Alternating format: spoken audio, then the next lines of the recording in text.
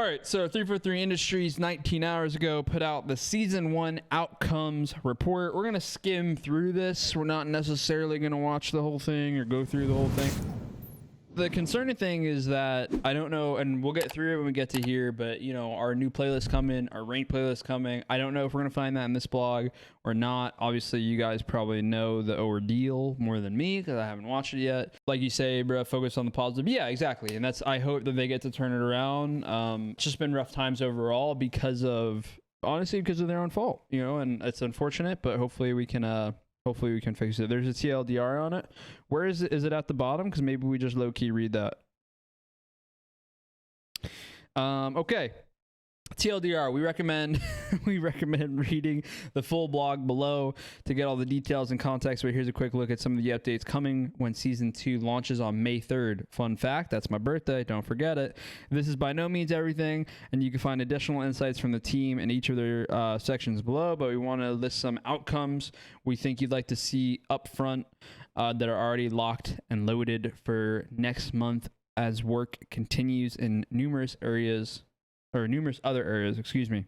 Yeah, we can just kind of read this, honestly. This is just seems like this is what's going through. Audio, the ability to hear opponent's shield recharge sound will be reduced to prevent providing too much information about a player's location. I'd say that's fair. That's pretty loud, right? I mean, that's pretty loud. I wish that they could adjust footsteps. I feel like this is a problem in every game that you kind of go to now, though, right? Is like footsteps are so loud. They are so loud in every game that you go to. I guess it's kind of like nitpicking of or wishful thinking. It's not going to happen. It's never going to happen. Random thought. I do like the shield change. What do you guys think in the chat? Everyone kind of agree. Comment section if this goes to YouTube. Everyone kind of agree. The sound, like being able to abuse sound in this game is absolutely insane. It's not as much of an issue at live events, if I could be honest with you. And that's something that people miss on the competitive front that people don't really get. What's up, Kamikaze? The gameplay is very different on LAN because you cannot hear audio as clearly as you can online. Online, you're hearing player footsteps, shields recharging 24/7. I feel like the game now, if they do a good switch up on the shields, will be slightly more catered to how it feels like what's the word, where the sound is at a LAN event with shield recharging. Still can hear it, just way different. Do you think that's because of your DBL DBL headphones? I think that it's because basically at live events, the way you're connected, for the most part, you have white noise flooding through your because you're double headphones. Yes, you have white noise flooding through the big headset that you're wearing is for your microphone and for white noise to stop from being able to hear crowds and casters and etc. And then under that, you will be wearing earbuds, and obviously earbuds aren't going to be the best of qualities in the world. You know, like it doesn't matter if you have the best earbuds in the world, like it's just not going to be the same as this giant headset, right? For audio. And in that audio, you have game sound and team comms as well. So in my opinion, it's way more, it's more factors at the end of the day, right? Anyway, what was the other thing? The volume of Grunt birthday party sound effect will be increasing campaign. I haven't even played the campaign. I know I need to. We're not going to talk about it. Going into the multiplayer, it's obviously where my issues kind of lie. Catalyst, the new arena map, will be added to the multiplayer playlist on day 1. That's dope. That's a great idea. I'm with that. Well, let's get through this and then we'll talk about some stuff. King of the Hill will be added to multiple playlists. Attrition will be added to multiple playlists. Oh, interesting. Attrition is going to be added in. In Attrition, a revived player will be able to move immediately after spawning back in. I guess maybe they couldn't before. Motion tracker radar will have its outer edge detection enabled for shooting and sprinting in social players. Okay, so the last one has nothing to do with me. Going into the multiplayer side of it, this is why I tell people, like, look, we are, and we'll see what happens with year 2 and year 3 and how far into Halo esports we get with what's going on. I don't know. But this is where I was telling people, man, like this major, right? This major coming up is the last real major of season 1, right? It's the last major of season 1. Then we get into season 2. Teams are gonna have to grind for season 2, man. We got a new map, we got new game types getting a new game type getting added in. It's gonna be a whole new weapons, which I'm sure we'll get to. It's gonna be a whole new grind. You know, listen, I'll be honest. One map being added in, you know, right? Like just only one after this much time. Not a fan of the map designers. We'll see how good the map turns out. But I am happy to see a new map being added in. I hope it's good. I don't know how I feel about King of the Hill. We'll see what happens when King of the Hill is added in. A lot of people were talking about this, you know, at the start of Halo Infinite, I guess, like after the flight tests, mainly being like this game might be better with King of the Hill. I'm not entirely sure. We'll see. But yeah, so I think I like seeing the changes for multiplayer. I'm excited for a new map. I'm excited for a new game mode. I don't think attrition is going to make its way into competitive, but overall, I'm just excited for something a little different, as I'm sure absolutely everyone else is. Yeah, we will see more maps with Forge for sure, if Forge comes out season 3 for sure. But yeah, excited no matter what, right? New map, new game type. Given the situation with our team that kind of happened low key at the start of the game, and the deal of not going to play with Royal 2 because he's a filthy cheater. I'm excited for season 2 for the fact that I feel like we get to start fresh a little bit on a new map and new game type, and we're not, even though I don't feel like we're playing catch up anymore, like I feel like we're caught up. Like, you know, it's been a little bit now, obviously, of us figuring shit out and playing. But I'm excited to start fresh and try to practice as much as we can and learn something new on an even playing field, rather than the whole, you know, swapping fourths and this and that and yada yada yada, you know. So yeah, really good stuff for the multiplayer. Sucks it's taking as long. Big team battle, I'm gonna be honest, I'm just gonna skip it. I don't play big team battle, so apologies if you're watching this and love big team battle. Going into the matchmaking, rather than track a player's entire season, the CSR progression bar will now reflect the progression made from their most recent match. Someone explain that to me in the chat. What does that mean? I don't understand what this means. I'll be 100%. Rather than track a player's entire season or session, sorry, did I say season? Session. The CSR progression bar will now reflect the progress made from their most recent match.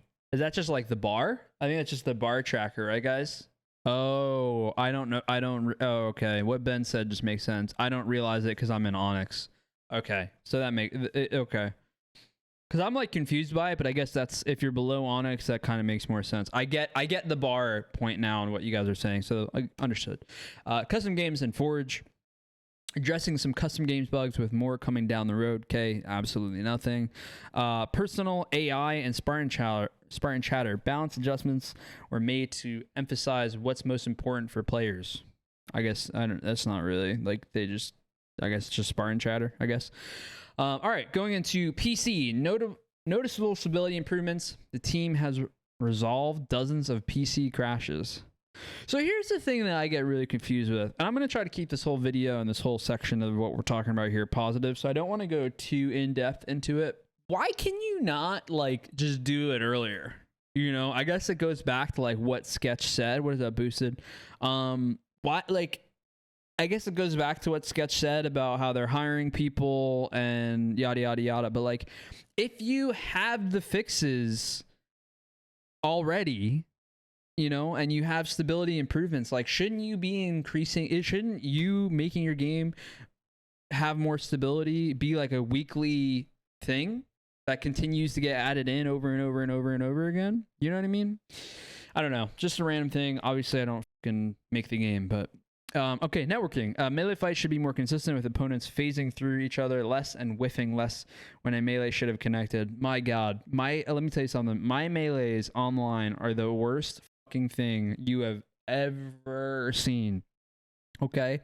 And it's because, you can call me crazy, but it is because of the reason of how much of a mindfuck it is playing this game. Okay? Because, hear me out, right? When I go for a melee and I like phase through someone and some shit, bro, I just get off put. I'm like, nope, can't do that again. And I get stuck in a mode that makes my hands feel like I don't know when I should or when I should not beat down. Doesn't happen as much in LAN events. What's up, Tyler? Doesn't, lots of red bars. Doesn't happen as much in LAN events to where, I'm not joking, when I've gone to the 2 LAN events we played, I have not yet had this issue with melees, right? Online, nonstop, because you just can't get a good read for it. You just can't get a good read for it. Okay, going into where was I? Weapons. A global melee, right? Weapons. A global melee damage decrease of 10% on all weapons will require the mangler to land 2 shots and a beatdown for a kill. Yeah, like I said kind of at the start of this, I just don't think it solves the issue with the mangler. A lot of people are like going at pro players for this. I don't agree with this change. I would have also liked to just only change it in rank play. The mangler, in my opinion, will still be G8. It's still a sniper rifle. It still respawns every 2 seconds. The mangler will still be G8. So at least I think. I don't know. I'm not the one. I'll be honest. I'm kind of like off the scene. I'm not the one deciding this kind of shit. But yeah, apologies to the casual fans that are obviously really upset over it. Not my wishes. I want it to be different for rank play, but I would have started with just like respawn. I would have just started with like respawn timing as an initial thing, and I would have done it like 4 months ago. I guess that's what that is, right? Or thinner. Yeah, thicker or thinner. But I mean, why did you go thinner, right? Equipment. Drop wall will see slight performance increases. Oh, I don't like that. I don't like that one bit. I do not like that one bit.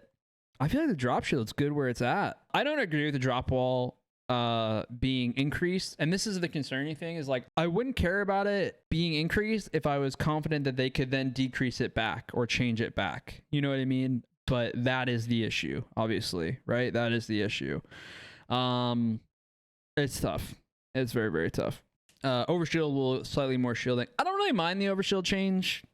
Overshield's kind of meh in this game, but you guys feel the same? Overshield's a little bit meh in my opinion. I wouldn't say it's like unbelievably unstoppable to where like if it gets a slight increase, I'm not going to say it's terrible. I don't think it's going to be...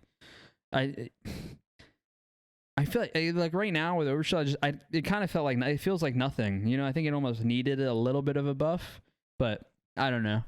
I'd say that's a fair change. I'm not going to go into the vehicles, and that's probably going to be the end of us talking about it. Overall good changes. I'm excited for season 2. Overall really good changes. You know, it's taken us a little bit to get there, which is the negative side of this conversation, but overall good stuff. A couple things that wish were a little bit different, but still good things nonetheless. So excited for season 2, May 3rd. Let's get to it.